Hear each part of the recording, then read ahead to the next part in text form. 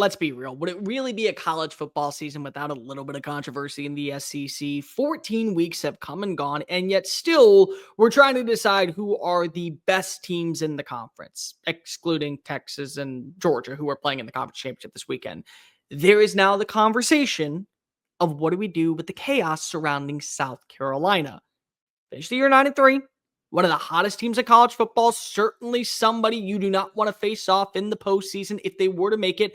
And ultimately, the committee is going to make the decision, should South Carolina be in the college football playoff? It would be really easy to just say head-to-heads are going to matter between them and Alabama or them and Ole Miss. But I am somebody that enjoys doing this for a living. So let me present the case to why South Carolina should actually make the college football playoff. What's going on, SEC Unfiltered family? It's Cole Thompson here. Make sure that you like the video, hit that ring notification down below, and smash the subscribe button because we're talking college football every single day in Gamecock Nation. You know you love me, so why don't you smash that subscribe button to show support to the channel? Download the podcast version of the show wherever you get your podcast listening systems. Follow us on TikTok, Facebook, Instagram, Twitter at SEC Unfiltered. Follow me at Mr. Cole Thompson and check out all of our great work found at SECUnfiltered.com. This episode is brought to you by our friends over at RHOBACK. Go to RHOBACK.com. Tell them that Cole Thompson and the SEC Unfiltered family sent you by using the promo code SECU for 20% off your first purchase. Guys, the holiday season is right around the corner. What better gift to give somebody in your life than a RHOBACK pullover, a RHOBACK fleece, a RHOBACK hoodie, whatever you think tickles their fancy? Go to RHOBACK.com and use the promo code SECU. So head-to-heads have to play a factor into all of this. Naturally, if that's going to be the case, South Carolina has no argument. Now, here's what we're going to do. I tell it like it is, South Carolina Nation. I've told you this from the very beginning of the year when I said you would be the biggest wild card in college football. I stand by it. If head-to-heads are going to be the deciding factor, this is a moot point. I do not believe that is the only case. How you play the game is as important as how you look on the week that you lose. That is a big deal. So I believe that South Carolina, of all the 9-3 teams, is playing its best version of football at the right time. They are the hottest team in the sport. Goodbye, Cocktober. Hello, no Beamer. I've told it like it is. This is a team that nobody wants to face on a Saturday afternoon, whether it be in the most hostile environment of Willie B, whether it be on the road in Bloomington, Indiana, South Bend, Indiana, Columbus, Ohio. Oh no, you're going down Ryan Day against this Gamecock team. And you have an alien at quarterback. And you have a running back in Rocket Sanders that is ready to blast off. And you have a personnel that means business. In the month of November, they went undefeated. 6 straight weeks to end the year without a loss. Strength of record, strength of schedule, both rank inside the top 20. They've been able to win on the road. They've been able to show consistency when it comes to winning football games late in the fourth quarter. And they bent, but they haven't broken. That's a team that deserves consideration for the college football playoff. But Cole, head-to-heads have to matter. I know that they do, ladies and gentlemen. Trust me, I've heard it 1,000 times. But let me bring up a couple of points, hinges, if you will, or scenarios that could benefit. So let's just say that this past weekend, or this upcoming weekend, my apologies, something occurs in the ACC. The SEC championship's not going to matter. The Big 12 championship's not going to matter. Big 10 championship's not going to matter. Whatever happens in the group of 5, American, Mountain West, it's not going to affect South Carolina. But you see, the ACC championship might. Because about a week ago, we watched as Lenore Sellers decided to follow the words of Creed and take his team higher into the promised land that was the end zone that led to a 17-14 victory in the Palmetto Bowl over Clemson. And Dabo Swinney has to shake Shane Beamer's hand and then head on home and tell his players, we don't know what the future holds. He's upset. He's very annoyed about what the transfer portal is. And then he gets a knock on the door. Well, it's Jim Phillips, the ACC athletic director, the commissioner. Congratulations, Dabo. Well, why are you congratulating me? I lost a football game. I lost to my in-state rival. Yeah, you did, but Syracuse got you into the ACC championship. You're playing SMU. You better get your boys ready. You're going to Charlotte. And so now we have a scenario where SMU could lose to the ACC champion Clemson Tigers. To which then you say, well, Clemson lost to South Carolina.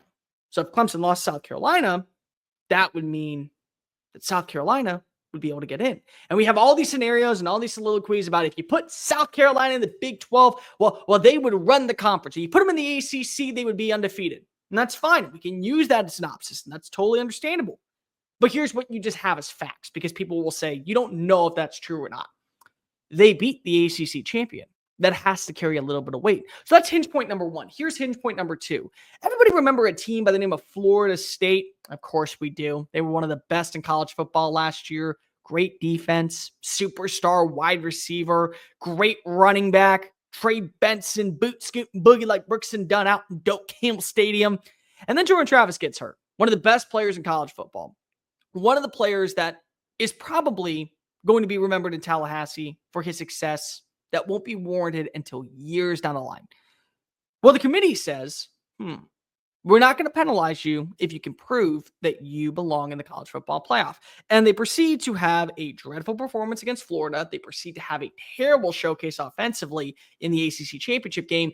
And meanwhile, here comes Alabama running down the track in Atlanta to once again pull the wool over Kirby Smart's eyes with Nick Saban at the helm and beat the Bulldogs. And then you watch as Texas with Quinn Ewers sets a record out in the Big 12 championship over Oklahoma State. And so they say, well, the quarterback has to matter. That position has to be valuable. And so they go, we're going to put you at the 5 seed. You're out of the 14 playoff. Naturally, in a 12-team scenario, that would never happen. But they said that the quarterback was so important that it had to be a deal breaker. Well, a quarterback by the name of Lenore Sellers, who single-handedly gave the Palmetto Bowl victory to Shane Beamer in the Gamecock country, was out in the second half of one of those losses. Go back to week 3, where LSU is trending toward a victory. Missed field goal. They win by 3. Lenore Sellers was not out there for the second half of that game. Lenore Sellers was a difference maker in that performance. They were up 17-0 at one point, and then they were able to capitalize after a big-time score by LSU's defense to put themselves back on the winning side of things. And that was because of number 16 was able to tuck and run, and he was off to the races. Regardless of what you feel about the penalty, and I know that we've gone back and forth on this one, and I will defend South Carolina with my life. In fact, I will go to war with the committee to say Nicky Manwari should be in the end zone, and it should be 6-point swing in favor of Cola, in favor of Willie B, in favor of Gamecock Country, and Kyle Kennard did nothing wrong because a quarterback at that point is a proved player trying to make a play. And all number 5 was doing was making sure he couldn't get there. I will defend that for my life if I have to. But I don't think I have to because we already have evidence that last year the quarterback mattered. The quarterback mattered to a place like Florida State. And even though they were undefeated and even though they did their job, they were left out of the running. So that's hinge point number 2. What if the committee does look at Lenore Sellers and says, that is somebody that we know is a difference maker. He has got to be on the field. And when he is on the field, they win the game.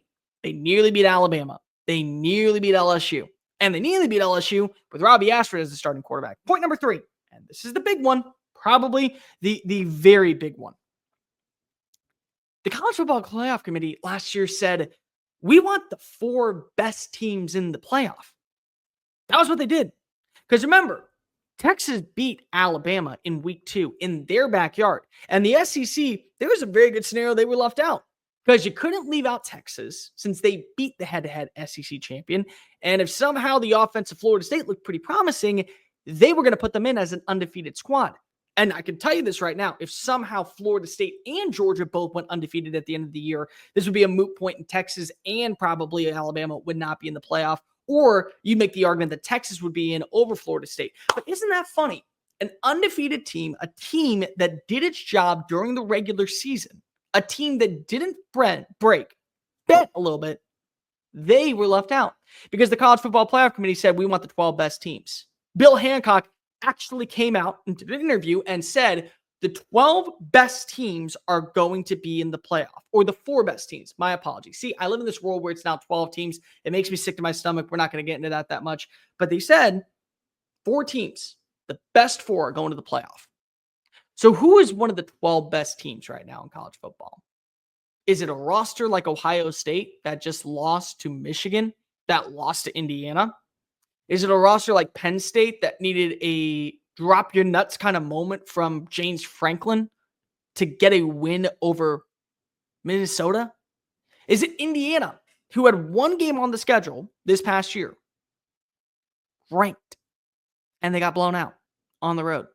Or is it a South Carolina team that has been averaging over 28 points per game, one of the best defenses in college football, shows up, delivers performances to remember, makes you talk about them, has hit their stride at the right time, and has at least shown you an emphasis of growth? There is a reason to believe that when we're talking about putting in the right teams and the best teams, South Carolina can belong in both conversations. They have the same amount of ranked wins as Alabama. They have more ranked wins than Ole Miss. And even though the head-to-heads are supposed to matter, they are supposed to matter.